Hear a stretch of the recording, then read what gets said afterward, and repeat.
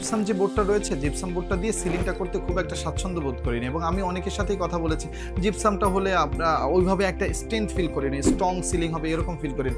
আসলে এমনটা টোটালি না, জিপসাম দিয়ে আপনি কাজ করাতে পারেন এবং এটার দারুণ কিছু উপকারিতাও রয়েছে।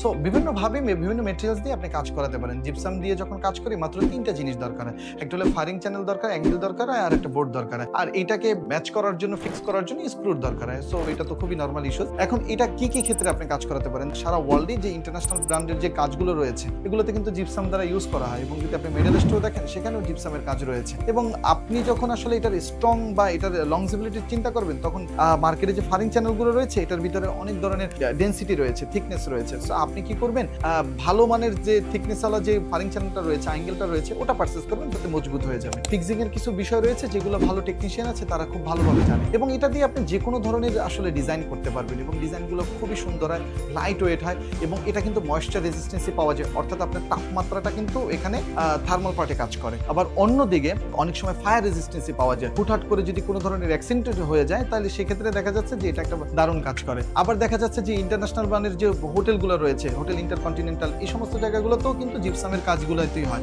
গভর্নমেন্টের একটা সাপোর্ট রয়েছে যে আপনারা ড্রাই ওয়াল, তারপরে এই যে সিলিং, এগুলো তো আপনারা জিপসাম দিয়ে কাজ করেন। সো বেসিক্যালি অনেক ধরনের কাজই জিপসাম বোর্ড দিয়ে করা যায়, এবং জিপসাম বোর্ড দিয়ে কাজটা করলে আসলে সুন্দর হয়। অনেক সময় দেখা যাচ্ছে কিছু প্রবলেম হয়, ঘুনে পোকা ধরে, তারপরে দেখা যাচ্ছে যে আপনার উলি পোকাতে খায়, এই ধরনের অনেক সময় ইস্যুজ হয়, যেগুলো বাংলাদেশের বিভিন্ন জায়গাতেই আছে, এবং অনেক ধরনের বিল্ডিংও বেসিক্যালি থাকে। সো ওই সমস্ত জায়গাতেও যদি ইন্টেরিয়রের কাজ করেন তাহলে এই দুটো চ্যানেল দিয়ে আপনি কিন্তু কাজ করাতে পারেন, তাতে লংজিবিলিটি ভালো পাওয়া যাবে এবং ওই ধরনের ডিস্টারবেন্সও আসবে না। রুফটপে, যাদের রুফটপের নিচে একদম টপ ফ্লোরের আপনার অ্যাপার্টমেন্ট, তাদের ওখানে তাপ সবসময় বেশি থাকে, ওখানে তাপ নিয়ন্ত্রণ করতে পারে, কিন্তু সেই ক্ষেত্রে জিপসাম বোর্ডটা ইউজ করতে পারেন। জিপসাম বোর্ডটা ইউজ করলে আপনার তাপটা নিয়ন্ত্রিত হবে এবং অনেকটাই তাপের পরিমাণ কমে আসে। যেমন আপনার যখন ধরেন 30-32 ডিগ্রি সেলসিয়াস এভারেজে রয়েছে, তখন ওইটাকে 28 আসা সম্ভব, মানে একটু হলেও কমে। তারপরে ওটাকে একটা ব্যালেন্স রাখতে, অনেকক্ষণ যাবত আপনার এসি চললে এসিটা দ্রুত বন্ধ হয়ে গেলে দ্রুত আসলে এটা গরম হয়ে যায় না, ফ্লোরটা একটু টাইম নিয়ে হয়, যেহেতু থার্মাল সিস্টেম রয়েছে। সো বেসিক্যালি আপনি খুব দারুণভাবে জিপসাম দিয়ে একটা ভালো সলিউশন পেতে পারবেন।